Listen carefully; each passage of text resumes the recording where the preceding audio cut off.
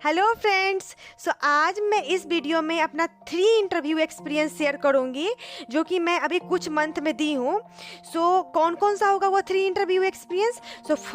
First मैं आपको अपना एक्सपीडिया का इंटरव्यू एक्सपीरियंस शेयर करूंगी, एंड सेकेंड मैं अपना ऊबर इंटरव्यू एक्सपीरियंस शेयर करूंगी, एंड थर्ड मैं अपना वॉलमार्ट इंटरव्यू एक्सपीरियंस शेयर करूंगी। स्टार्ट करते हैं एक्सपीडिया से। इंटरव्यू विद साइट पे एक कॉन्टेस्ट लाइव था, आई थिंक ट्रैवल ट्रांसफॉर्म 2021 करके। वो कॉन्टेस्ट मैं दी थी और वो कॉन्टेस्ट मैं क्लियर की थी। उसको क्लियर करने के बाद उसका सेकेंड राउंड हुआ था एंड वो क्लियर करी थी। उसके बाद मुझे एक थर्ड राउंड हुआ था एंड वो क्लियर करने के बाद मुझे एक्सपीडिया से इंटरव्यू कॉल आता है। अब बताते हैं कि वो सारे कोडिंग टेस्ट जो हुआ था वो किस टाइप का था। First round, second round fully comparative programming based था। मुझे वहाँ पे मुझे अभी भी याद है, मैं एक सेगमेंट ट्री से क्वेश्चन बनाई थी सेकेंड राउंड में। Fully logical and comparative programming level का क्वेश्चन था। बोल सकते हो कि यस, वो सब राउंड में आपको हायर डेटा स्ट्रक्चर यूज करने को मिलेगा। मैं सेगमेंट ट्री यूज की थी, मुझे अभी भी याद है। फर्स्ट 2 राउंड तो कंपेरेटिव प्रोग्रामिंग लेवल था, लेकिन थर्ड राउंड DSLGO लेवल था। DSLGO लेवल मतलब सिंपल क्वेश्चन था, उतना टफ क्वेश्चन नहीं था। एंड ऑफ कोर्स जो लीड कोड ये सब करते हो तो वो क्वेश्चन किया जा सकता है। इनफैक्ट अगर आप चाहो तो फर्स्ट 2 राउंड भी क्लियर कर सकते हो अगर आप सिंपल लीड कोड ही करते हो तो। लेकिन अगर आप कंपेरेटिव प्रोग्रामिंग करते हो तो फर्स्ट 2 राउंड क्लियर करने के लिए आपको क्लियर करना आपके लिए ज़्यादा ईजी होगा, क्योंकि टाइम भी मैटर करता है। ऑफ कोर्स फर्स्ट 2 राउंड काफ़ी टफ था, लेकिन जब थर्ड राउंड हुआ था वो ईजी था। वो ईजी था, लेकिन उसमें MCQ भी था, सब्जेक्ट रिलेटेड क्वेश्चन था, OSDB, MS, कंप्यूटर नेटवर्क, ये सबसे। थर्ड राउंड क्लियर करने के बाद सबसे पहले मैं 2 राउंड दी थी। इसका फर्स्ट राउंड दी थी, वो क्लियर हुआ था, तो फिर मैं सेकेंड राउंड दी थी। सेकेंड राउंड में मैं टॉप 10 में आई थी, तो इसके लिए मुझे मेल आया था you are in top 10। And उसके बाद मुझे अपना रेज्यूमे उन्हें सेंड करना था। और जब मैं अपना रेज्यूमे सेंड करी तब मुझे एक और टेस्ट लिंक आया जो कि DSLGO based and subject related question था उस टेस्ट में। एंड वो क्लियर करने के बाद मुझे इंटरव्यू कॉल आता है। इंटरव्यू कैसे स्टार्ट होता है वो मैं बताती हूँ। पहला इंटरव्यू मेरा होता है, जो इंटरव्यू में मुझसे लो लेवल डिजाइनिंग का क्वेश्चन पूछा जाता है। एंड मैं उस इंटरव्यू में first time low level designing का क्वेश्चन सॉल्व करी थी। मेरे से क्वेश्चन पूछा गया था design and hotel booking system. Basically मुझे क्लास डिजाइन करना था एंड मैं इंटरव्यू में फर्स्ट टाइम क्लास डिजाइन कर रही थी। मुझे ओप्स ये सब अच्छे से आता है, लेकिन मैं कभी लो लेवल डिजाइनिंग को इतना इन डेप्थ में नहीं बनाई थी। तो इंटरव्यू स्टार्ट होता है। मैं उस टाइम इंटरव्यू में ऐसा हो गया था कि मुझे तो लो लेवल डिजाइनिंग आता नहीं था, लेकिन मुझे ये पता था कि लो लेवल डिजाइनिंग ऐसा होता है। मैं अपना क्लास डिज़ाइन करना स्टार्ट कर दी। होपफुली जब मैं इंटरव्यू के बाद चेक करती हूँ कि मैं जो करी हूँ वो सही है या नहीं है, तो वो सही निकला। मैं यूट्यूब पे वीडियो देखी थी कि होटल बुकिंग सिस्टम को कैसे डिज़ाइन करते हैं, तो मुझे पता चला कि जो मैं बता के आई हूँ तो सही बता के आई हूँ। ये इंटरव्यू क्लियर हो गया। उसके बाद इंटरव्यू होता है DSLGO। ये इंटरव्यू में सिंपल 2 क्वेश्चन पूछा गया था मेरे से। दोनों क्वेश्चन लीड कोड से था। वो दोनों क्वेश्चन ईजी मीडियम लेवल का क्वेश्चन था। ईजी तो नहीं बोलेंगे, मीडियम लेवल का क्वेश्चन था। एंड उस क्वेश्चन में मुझे डायरेक्ट बोला गया था कि आप और सब कंपनी क्या करती है, पहले आप उन्हें ब्रूट फोर्स समझाते हो, ब्रूट फोर्स के बाद धीरे धीरे लेवल उठा करके फाइनल जा करके आप उनको मोस्ट ऑप्टिमल सॉल्यूशन बताते हो। तो मैं भी यहाँ पे यही की थी, मैं स्टार्ट कर दी थी ब्रूट फोर्स बताना, लेकिन मुझे इंटरव्यूअर बीच में इंटरप्ट करके बोलते हैं कि no, you have to tell most optimal solution. बाद में मैं उन्हें मोस्ट ऑप्टिमल सॉल्यूशन बता दी। एंड 2 क्वेश्चन पूछा गया था, 45 मिनट टाइम था। एंड हाँ, पूरा फुल्ली मैं एक्सप्लेन की थी, टाइम कम्प्लेक्सिटी ये सब पूरा डिटेल में पूछे थे वो लोग, ये सब मैं पूरा बताई थी। तो ये रहा अपना सेकेंड राउंड। अब मेरा सेकेंड राउंड क्लियर हो गया था। एक्चुअली मेन क्या था ना कि फर्स्ट राउंड सेकेंड राउंड के बीच में बहुत ज़्यादा टाइम गैप था।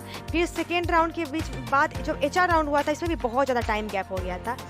फिर मेरा HR राउंड होता है। सो HR राउंड जब हुआ था मेरा, तो उसमें सबसे इम्पॉर्टेंट क्या था कि मेरे से बिहेवियरल क्वेश्चन पूछा गया था, like why do you want to join our company and all that.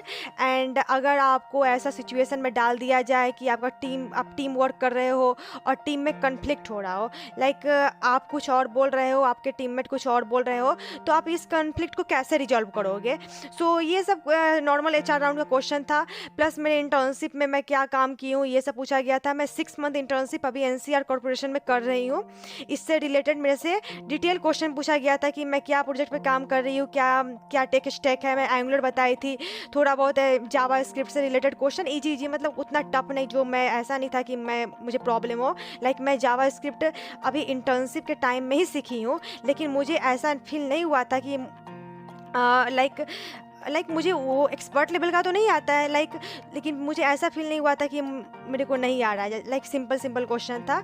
सो ये राउंड के लिए ये राउंड ख़त्म हो गया था। उसके बाद रिजल्ट आने में बहुत टाइम लगा। इनफैक्ट मैं जो अभी वीडियो बना रही हूँ इस टाइम तक रिजल्ट नहीं आया हुआ है। तो अब चलते हैं नेक्स्ट इंटरव्यू एक्सपीरियंस की तरफ।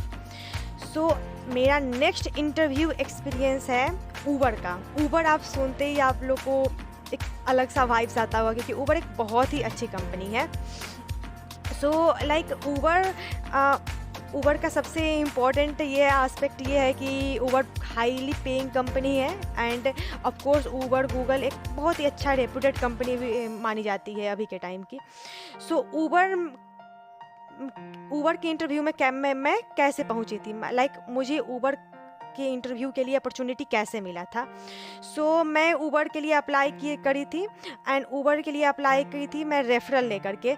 सो सबसे अजीब बात तो ये था कि मैं रेफरल एक बहुत ही रेप्यूटेड एम्प्लॉय से ली थी, एंड मुझे विश्वास नहीं हुआ था। लाइक मैं जब अपना लिंक्डइन कनेक्शन देखी तो मेरे में बस एक ही ऊबर के एम्प्लॉय थे, एंड वो एक बहुत पॉपुलर एम्प्लॉय है, लाइक बहुत ही पॉपुलर है, बहुत अच्छे यूट्यूबर है।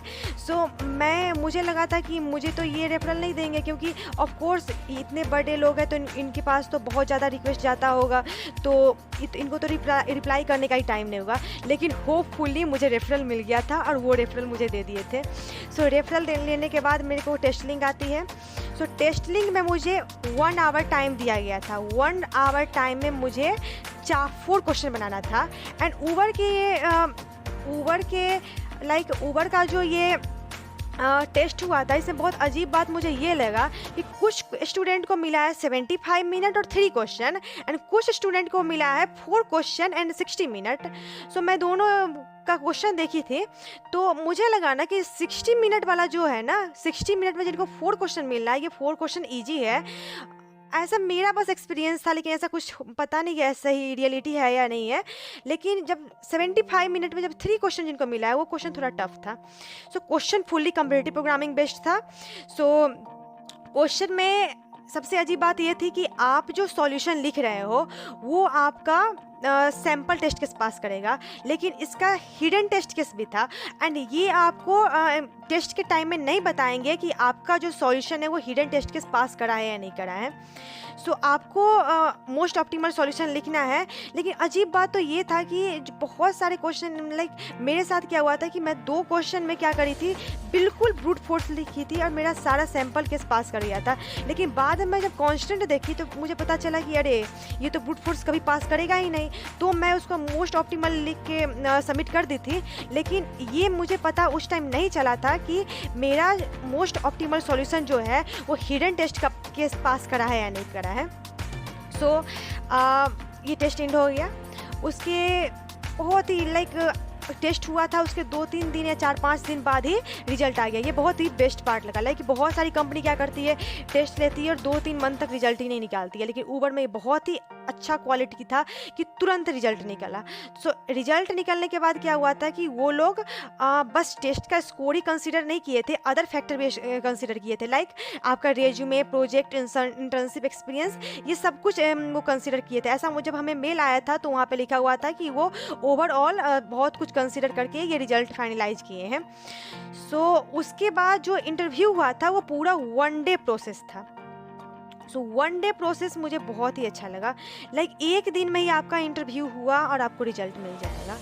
लाइक ये नहीं होगा कि आपको आज मेरा हो रहा है फर्स्ट राउंड, एक मंथ के बाद सेकेंड राउंड होगा, नेक्स्ट मंथ में मेरा होगा थर्ड राउंड। सो ये नहीं था, एक ही दिन में पूरा इंटरव्यू ख़त्म एंड आपको रिजल्ट मिल जाता है। सो मेरा फर्स्ट राउंड क्या था? सो मेरा फर्स्ट राउंड था डीएसए का राउंड था। सो इसमें मेरे से 2 डेटा स्ट्रक्चर एल्गोरिथम का क्वेश्चन पूछा गया था और plus simple like why where we use stack and where we use queue, like ये तो बस 2-3 मिनट टाइम एक्स्ट्रा बच गया था तो पूछा गया था मेरे से। लेकिन मेरे से 2 क्वेश्चन पूछा गया था, डीएसए का क्वेश्चन पूछा गया था एंड दोनों क्वेश्चन लीड कोड हार्ड था। लाइक लीड कोड का जो हार्ड टैग रहता है, और हार्ड टैग में भी ऐसा नहीं था कि बहुत सारे क्वेश्चन क्या होते हैं ना कि इजी लेवल है, मीडियम लेवल है, बहुत कॉमन क्वेश्चन होते हैं और उनको हार्ड टैग दे देता है LeetCode. So question hard था। सो क्वेश्चन को मैं, और हाँ यहाँ पे भी मैं डायरेक्ट मोस्ट ऑप्टिमल सॉल्यूशन बताई थी क्योंकि मुझे पता था कि वो पहले इंटरव्यूअर मेरे को बता दिए थे कि मेरे से 2 क्वेश्चन पूछा जाएगा एंड अगर मैं ब्रूट फोर्स पहले बताती फिर जाके मोस्ट ऑप्टिमल में जाती ना तो मेरे को टाइम नहीं मिलता सेकेंड क्वेश्चन करने का, इसीलिए मैं यहाँ पे मोस्ट ऑप्टिमल अप्रोच ही बताई थी डायरेक्ट।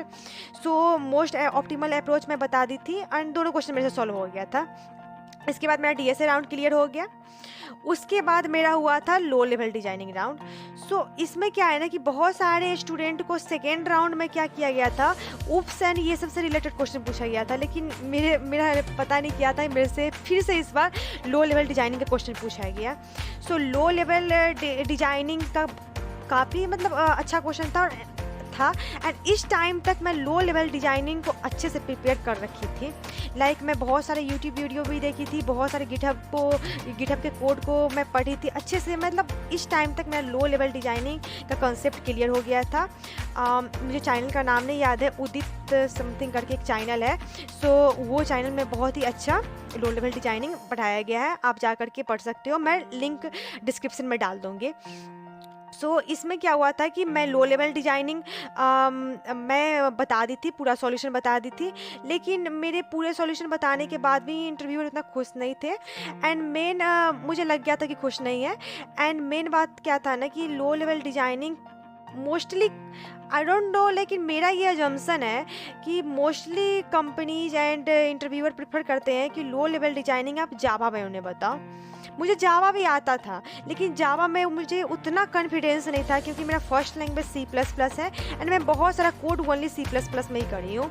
सो मैं क्या करी ना, मैं जावा में भी कर सकती थी, ये मेरा बहुत ही बड़ा फॉल्ट है, मुझे अभी रियलाइज़ हो रहा है।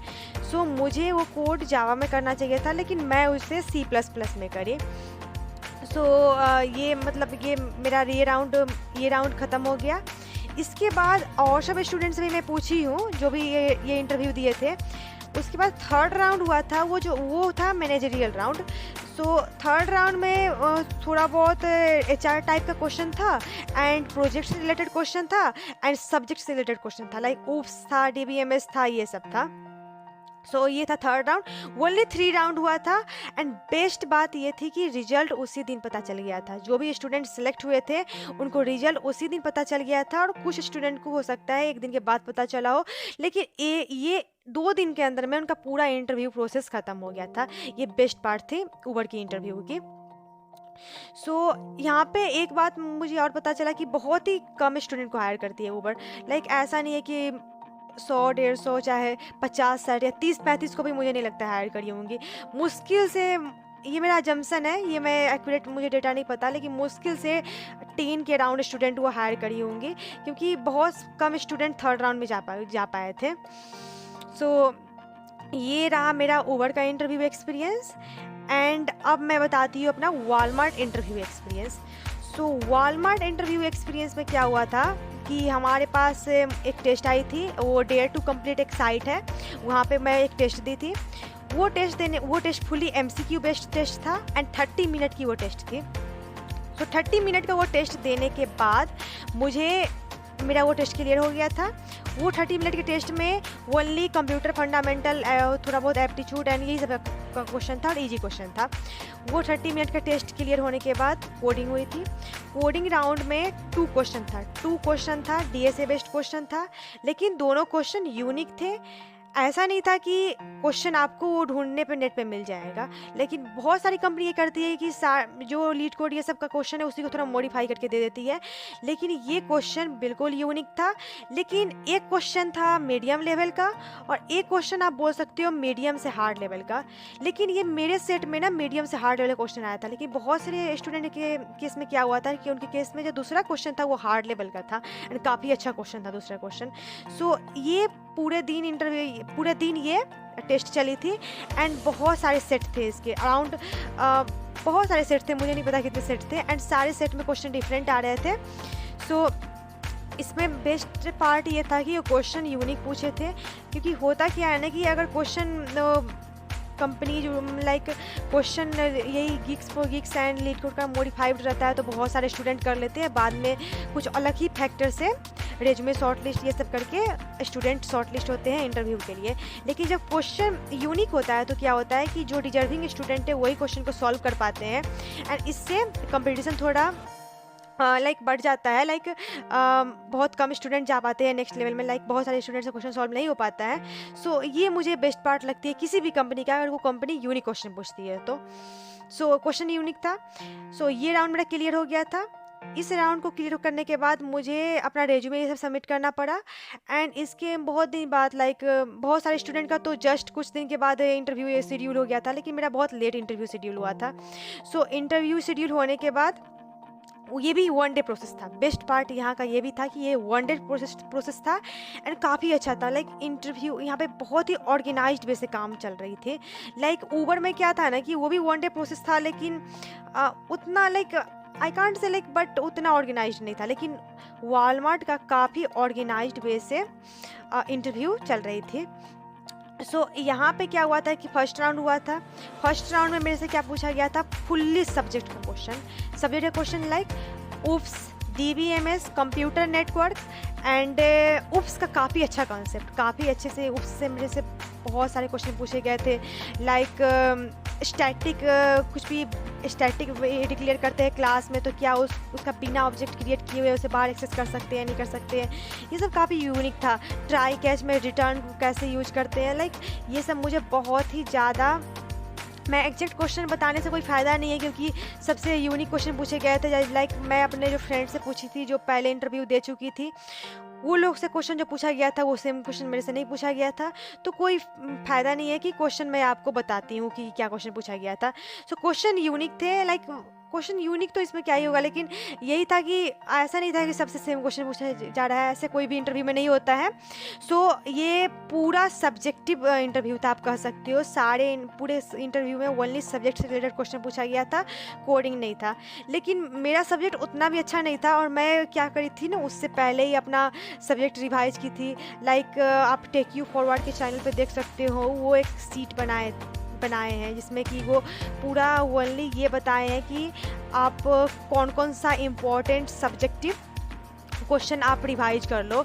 एंड मेरे इंटरव्यू से ठीक 1 या 2 डे पहले वो सीट बनाए थे और मैं क्या की थी, वो सीट के जितने क्वेश्चन है ना सबका नोट्स बना ली थी। मैं एक डायरी बनाई, उसमें सारे क्वेश्चन को लिखी है, उसके नीचे उसका मोस्ट ऑप्टिमल नहीं मोस्ट परफेक्ट जो आंसर होगा सो मैं लिख ली थी। सो मुझे नहीं पता था कि मेरा इंटरव्यू शेड्यूल होने वाला है, लेकिन मैं फिर भी अपना रिवाइज करने के लिए लिख ली थी एंड होपफुली मेरा इंटरव्यू शेड्यूल हो गया एंड मैं जो वो 2 दिन के अंदर में जो भी नोट्स बनाई थी उसका बेस्ट यूटिलाइजेशन हो गया यहाँ पे एंड ये मेरा राउंड क्लियर हो गया। सब्जेक्टिव क्वेश्चन ओनली रहता है, ये आप क्लियर कर लो। उसके बाद नेक्स्ट राउंड जो था वो DSA मेरा बेस्ट राउंड था एंड सबसे इम्पोर्टेंट बात ये था कि इस राउंड में मेरे से 6 क्वेश्चन पूछा गया था। सो 6 क्वेश्चन पूछा गया था, 3 क्वेश्चन था मेरा DSA बेस्ड एंड 3 क्वेश्चन था मेरा क्यूरी, एसक्यूएल क्यूरी, MySQL का क्यूरी लिखना होता है, ये क्वेश्चन था मेरा 3 क्वेश्चन। तो DSA क्वेश्चन में क्या था ना कि मुझे क्वेश्चन पूछा गया था, वो question medium level leet code question था एंड एक hard level leet code question था। तो पहले जो क्वेश्चन था वो medium level leet code question था, वो मैं तुरंत बता दी थी। मुझे तुरंत नहीं बताना चाहिए था, मुझे थोड़ा सा उसका ये करना चाहिए था, थोड़ा सा फोर्स बताना चाहिए था, लेकिन मैं तुरंत बता दी। पता नहीं क्या चल रहा था, लेकिन मैं तुरंत बता दी। विदिन लाइक क्वेश्चन बताया, विदिन 5 मिनट मैं सॉल्यूशन को बता दी थी, टाइप करके क्वेश्चन ही बता दी थी उनको, पूरा कोड भी कर दी थी। तो इसमें क्या हुआ था कि मेरा 2 क्वेश्चन बहुत जल्दी बन गया था, तो थर्ड क्वेश्चन मेरे से हार्ड क्वेश्चन पूछे थे। सो थर्ड क्वेश्चन भी मेरे से बन गया था, मतलब वो LeetCode medium to hard level का क्वेश्चन था, मीडियम से थोड़ा ऊपर, हार्ड से थोड़ा नीचे। सो ये क्वेश्चन था। एंड उसके बाद मेरे से एसक्यूएल क्यूरी पूछा गया। तो पहले मेरे को एसक्यूएल क्यूरी पूछा गया था, मैं पहले ही बोल दी थी कि मेरे मैं एसक्यूएल क्यूरी लिखे हुए मुझे 1 ईयर हो गया। मैं जब सिस्टम इंजीनियर स्पेशलिस्ट के लिए प्रिपरेशन करी थी इन्फोसिस के लिए, उसी टाइम मैं क्यूरी का प्रैक्टिस करी थी। एंड अराउंड 1 ईयर हो गया मेरे को क्यूरी लिखे हुए, मुझे कुछ नहीं याद था, बस मुझे कॉन्सेप्ट पता था। तो मुझे इंटरव्यूअर बोले कि ज़रूरी नहीं है, आप थोड़ा बहुत सिंटेक्स गलत भी कर देते हो तो उतना कुछ फ़र्क नहीं पड़ेगा, मैं आपका बस लॉजिक एंड थॉट प्रोसेस देखना चाहता हूँ। सो ये बेस्ट पार्ट था। सो मेरे से क्वेश्चन पूछा गया था सेकेंड लार्जेस्ट एलिमेंट निकालने के लिए, सेकेंड लार्जेस्ट सैलरी निकालने के लिए। सो ये क्वेश्चन का मुझे पता था कैसे करते हैं, तो मैं ये बता दी थी, लेकिन इसमें भी मुझे प्रॉब्लम मतलब लिखने में, क्यूरी लिखने में हो सकता है कुछ मैं क्यूरी गलत लिखी हूँ। And second question inner join से क्वेश्चन था, इसमें भी मैं क्यूरी गलत लिखी होंगी, ऑन होता है ना, मैं इन कर दी थी वहाँ पे, तो बाद में मुझे पता चला था कि क्यूरी गलत लिखी हूँ। लेकिन मेरा लॉजिक सही था, थॉट प्रोसेस सही था, बट बस क्यूरी में बस ऑन इन मतलब बस थोड़ा थोड़ा बस प्रॉब्लम था, मेरा वो एक तरह से बोला जाए तो ये सही था मेरा। तो ये इंटरव्यू मेरा ख़त्म हो गया एंड ये इंटरव्यू में मैं सिलेक्ट हो गई। उसके बाद मेरा थर्ड इंटरव्यू हुआ था, वो कि मेरा जो फर्स्ट 2 इंटरव्यू था वो 45 मिनट का इंटरव्यू था। फर्स्ट इंटरव्यू भी 45 मिनट का था, सेकेंड इंटरव्यू भी 45 मिनट था। लेकिन मेरा जो थर्ड इंटरव्यू था वो था HR राउंड और आप कह सकते हो मैनेजरियल राउंड। इसमें मेरे से 30 मिनट का मेरा इंटरव्यू था, लेकिन ये मेरा इंटरव्यू 35 to 40 मिनट चल गया था। सो ये इंटरव्यू में क्या मेरे से HR रिलेटेड क्वेश्चन पूछा गया था। सो मैं पहला ऐसा HR राउंड दी हूँ जहाँ पे मेरे से HR रिलेटेड क्वेश्चन नहीं पूछा गया था, लेकिन बहुत सारे मेरे फ्रेंड हैं उनसे HR रिलेटेड क्वेश्चन पूछा गया था।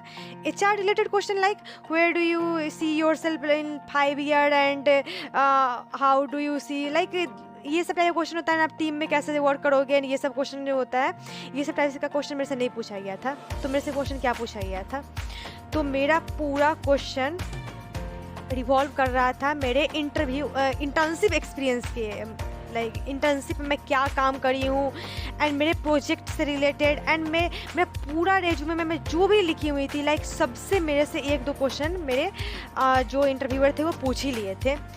मैं वहाँ पे रिएक्ट भी लिखी हुई थी, एंगुलर में भी काम कर चुकी थी मैं, एंड मैं जावा भी लिखी हुई थी।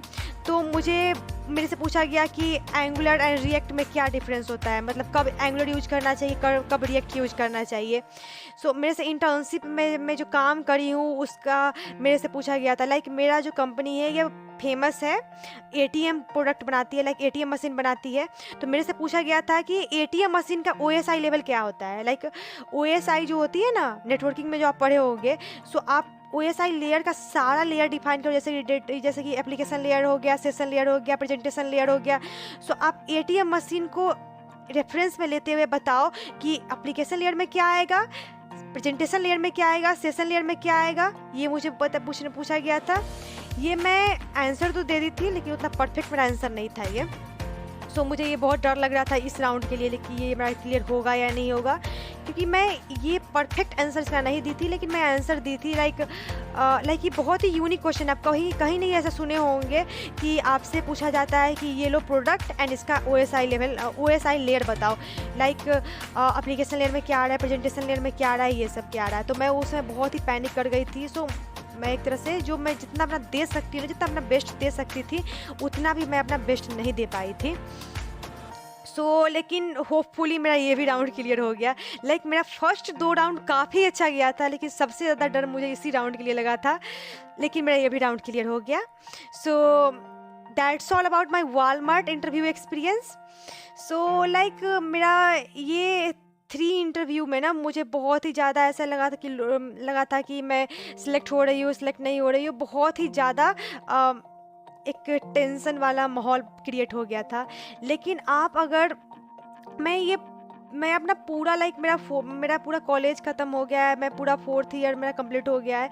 सो मैं पूरा का मैं बस एक कंक्लूजन बताना चाहती हूँ, अगर आप रेगुलरली एंड कंसिस्टेंसी के साथ आप कोई भी वर्क करते हो तो एंड रिजल्ट अच्छा ही होता है। मैं अपना एक बहुत ही जो मेरे लिए एक बहुत ही मायने रखता है, सो मैं शेयर करना चाहती हूँ। मेरा जो ये सिलेक्शन था, ये मेरे कॉलेज का अब तक की हिस्ट्री का हाईएस्ट प्लेसमेंट था। सो मुझे इतना अच्छा फील हुआ, मेरे को सारे प्रोफेसर, सारे फैकल्टी लोग कंग्रेचुलेट कर रहे हैं। ये अलग लेवल का फीलिंग होता है। एंड आज एंड अभी कुछ दिनों में जो मैं ये फीलिंग गेन कर रही हूँ ना, अभी मैं वो सब कुछ भूल गई। जब मेरे फ्रेंड लोग ट्रिप पे जा रहे थे और मैं हॉस्टल में बैठ के पढ़ती थी, जब मेरे फ्रेंड लोग बर्थडे पार्टी सेलिब्रेट करते थे, उस टाइम में भी मैं स्टडी रूम में पढ़ती रहती थी। मेरा स्टडी रूम ऐसा था ना कि मेरा फर्स्ट होम था study room and second home मेरा रूम था। मेरे फ्रेंड लोग ये बात बोल करके चिढ़ाते भी थे कि तुम्हारा रूम ये थोड़ी ना, तुम तो अपने रूम पे जाओ, जो कि मेरा स्टडी रूम मेरा रूम था। सो जब मैं सारे स्टूडेंट इंजॉय कर रहे हैं, हमारे यहाँ कल्चरल फेस्ट चल रहा है, उस दिन ही मैं नाइट में जाती थी इंजॉय करने, लेकिन मैं दिन भर बैठ के कोडिंग करती थी, जो भी मैं अपना एक्सप्लोर करती थी। सो इतने दिनों में मैं जितना सेक्रीफाइस करी थी प्रिपरेशन के लिए, अपना बेस्ट देने के लिए, ये सारे का ना मेरे को रिजल्ट दिखा। जब मेरे को सारे फैकल्टी सबसे बेस्ट पार्ट ये होता है ना कि आपके फैकल्टी आपको कंग्रेचुलेट कर रहे हैं और आपको बोल रहे हैं कि दे आर फीलिंग प्राउड। मेरे अचीवमेंट के कारण वो प्राउड फील कर रहे हैं। ये कितनी बड़ी बात होती है। ये मुझे बहुत ही ज़्यादा, नहीं, मैं इसे वर्ड में एक्सप्लेन नहीं कर सकती हूँ जितना ज़्यादा मुझे ये फील हुआ है। ये मेरा बेस्ट एक्सपीरियंस था कॉलेज के लास्ट 4 ईयर का। बहुत सारे स्टूडेंट आप देखा जाए ना, तो मैं जब इस कॉलेज में आई थी तो मैं बहुत ही ज़्यादा डिप्रेस थी। IIT नहीं मिला। सो मैं कॉलेज में आने के बाद बस खुद आई थी ना, तब बस खुद को मोटिवेट करने के लिए बोल दी थी कि ये मेरी बदनसीबी नहीं है कि मैं ये कॉलेज में आई हूँ। ये कॉलेज की ये मैं कुछ ऐसा करूँगी कि ये कॉलेज को मेरे पे प्राउड फील करना पड़ेगा। बात और था, जब मैं फर्स्ट ईयर जूम में आई थी तो मेरे मन में कुछ नहीं था। मैं इलेक्ट्रॉनिक्स डिपार्टमेंट ले ली थी। ये भी मेरे को CSE डिपार्टमेंट मिल रहा था, लेकिन मैं इलेक्ट्रॉनिक्स इसलिए ले ली थी, जैसे मैं बिहार से हूँ तो आप जानते हो कि यहाँ का कल्चर है कि गवर्नमेंट जॉब लो। सो ECE डिपार्टमेंट में गवर्नमेंट जॉब होती है, तो इसलिए मैं इलेक्ट्रॉनिक्स डिपार्टमेंट ले ली थी। सो इलेक्ट्रॉनिक्स डिपार्टमेंट में क्या था कि मुझे ये भी नहीं पता था कि कंप्यूटर साइंस डिपार्टमेंट में जॉब होती है, इलेक्ट्रॉनिक्स में बहुत कम जॉब है, अदर ब्रांच में कम जॉब है। मुझे बस ये पता था कि मैं जा रही हूँ एक टायर 3 कॉलेज में एंड मुझे एक टायर 1 कॉलेज वाली जॉब लेनी है। मेरे लाइफ का बस एक ये एम था। उस टाइम मेरे पास लैपटॉप नहीं था। मैं अपने लाइफ में कभी लैपटॉप को टच तक नहीं की थी उस टाइम तक, जिस टाइम मैं ये बोली थी कि मैं जा रही हूँ टायर 3 कॉलेज में, लेकिन मुझे एक टायर 1 कॉलेज वाली जॉब लेनी है। So finally I got job. मैं ये कहना चाह रही हूँ कि जो टायर 1 कॉलेज के स्टूडेंट जो जॉब लेते हैं वो जॉब मुझे मिल गई। सो that was really a great feeling for me. So that's all about this video. आपको मैं बस ये इसलिए शेयर करना चाहती हूँ ना कि कोई भी चीज़ आपके साथ अगर बुरा हो रहा है ना, तो इससे डिप्रेस नहीं हो, इसको अपना अपॉर्चुनिटी बना लो। अगर आपके मेरे साथ अगर ऐसा ये मेरे को अगर टायर 3 कॉलेज नहीं मिलता, अगर मैं टायर 1 कॉलेज में रहती तो हो सकता है मैं इतना ज़्यादा नहीं करती। वहाँ पे एक अलग बेनिफिट मिलता है, वहाँ पे मुझे अच्छा इन्वायरमेंट मिलता। सो जो मैं कम्युनिटी प्रोग्रामिंग ये सब 4th ईयर में स्टार्ट करी है वो मैं बहुत पहले कर लेती। लेकिन एक वो जो होता है ना, वो जो क्रेज होता है, जो अभी फीलिंग मुझे मिल रही है, जो मुझे अभी एक फीलिंग हो रही है जैसे कि highest placement of the history, इस कॉलेज की हिस्ट्री का हाईएस्ट प्लेसमेंट लेकर के जो मुझे फीलिंग मिल रही है ना, वो मुझे नहीं मिल पाती। So that's all. And so मैं बस यही करना चाहती हूँ, आप काम करते रहो, अपना बेस्ट दो। बेस्ट दोगे ना तो कहीं ना कहीं अच्छा हो ही जाएगा, कहीं ना कहीं आपको अच्छा मिल ही जाएगा। सो अपना बेस्ट दो। So all the best for you. And मैं ये वीडियो मेनली इसलिए बना रही हूँ क्योंकि मुझे अभी यूट्यूब पे उतना इंटरेस्ट नहीं आ रहा था। मैं कुछ अदर वर्क में बिजी थी, लेकिन बहुत सारे मेरे जूनियर ये वीडियो को डिमांड किए थे। सो बेसिकली मैं आप लोग के लिए ये वीडियो बना रही हूँ। सो प्लीज़ लाइक सब्सक्राइब कर देना, क्योंकि इन फ्यूचर में जो भी मेरे लाइफ का जो भी एक्सपीरियंस होगा, जैसे मैं अपना इंटरव्यू एक्सपीरियंस शेयर करी हूँ, वैसे मैं अपना जॉब एक्सपीरियंस शेयर करूँगी। सो ये सब कुछ आपको तभी पता चलेगा जब आप सब्सक्राइब करके रखोगे मेरे चैनल को। So please subscribe this channel. That's all. Thank you so much.